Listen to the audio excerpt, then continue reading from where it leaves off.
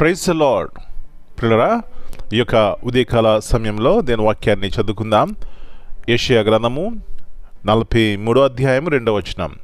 Isaiah 43:2. నీవు జలములలో బడి దాటినప్పుడు నేను నీకు తోడయుందును, నదులలో బడి వెళ్ళినప్పుడు అవి నీ మీద పొర్లిపారవు, నీవు అగ్ని మధ్యను నడుచుచున్నప్పుడు కాలిపోవు, జ్వాలలు నిన్ను కాల్చవు. When thou passest through the waters, I'll be with thee, and through the rivers, they shall not overflow thee. When thou walkest through the fire, thou shalt not be burnt, neither shall the flame kindle upon thee. పిల్లరా, యేసు ప్రభువారి అతి శ్రేష్టమైన నామములో మీ అందరికీ శుభములు తెలియజేస్తున్నాను.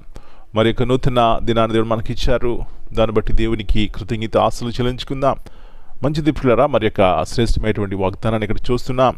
నీవు జలములలో బడి దాటినప్పుడు నేను నీకు తోడయ్యుందును. అబ్బా, ఎలాంటి వాగ్దానం దేవుడు మనకి ఇచ్చారండి.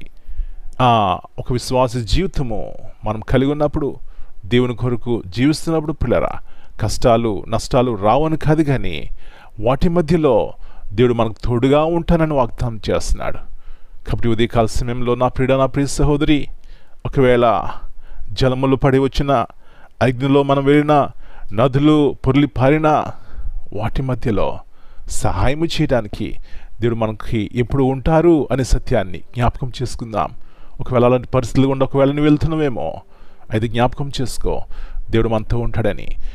దేవుడు మనతో ఉండాలి అంటే పరిపూర్ణంగా మీద ఆనుకోవాలి, విశ్వాసం కలిగి ఉండాలి, పాపం నుంచి శాపగ్రస్తమైన జీవితం నుంచి చేయం చూడాలి పిల్లరా. అప్పుడే దేవుని యొక్క వాగ్దానాలు మా జీవితం నెరవేర్చబడతాయి. ఇలాంటి కృప మనందరికీ దేవుడు దయచేయనుగాక. ప్రార్థన చేసుకుందాం. ప్రభువా, పరిశుద్ధమైన తండ్రి, మరి నూతన ఉదయకాల సమయాన్ని బట్టి మీకు వందనాలు చెల్లిస్తున్నాం. మీ వాగ్దానములు గొప్పవి, నమ్మదగినవి, సత్యమైనవి ప్రభువా. వాటిని ఎత్తిపట్టి మేము ప్రభువా క్లెయిమ్ చేసినప్పుడు మా జీవితాల్లో ఎలాంటి జీవితం కలిగి ఉంటాం ప్రభువా. ఇలాంటి కృపను మా ప్రతి ఒక్కరు దయచేయండి.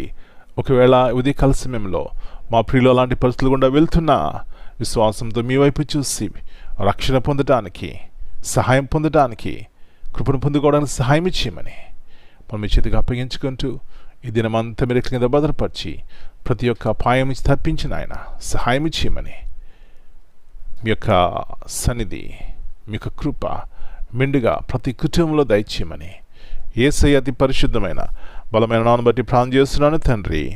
Amen. God bless you all. My dear brothers and sisters, greetings in the precious name of our Lord and Savior, Jesus Christ. Here this morning we read from Isaiah chapter 43 and verse 2. When you pass through the waters, I will be with you. And when you pass through the rivers, they shall not overwhelm you. This verse reminds us that God never promises a life free from trials, but He promises His unshakable presence in the midst of them.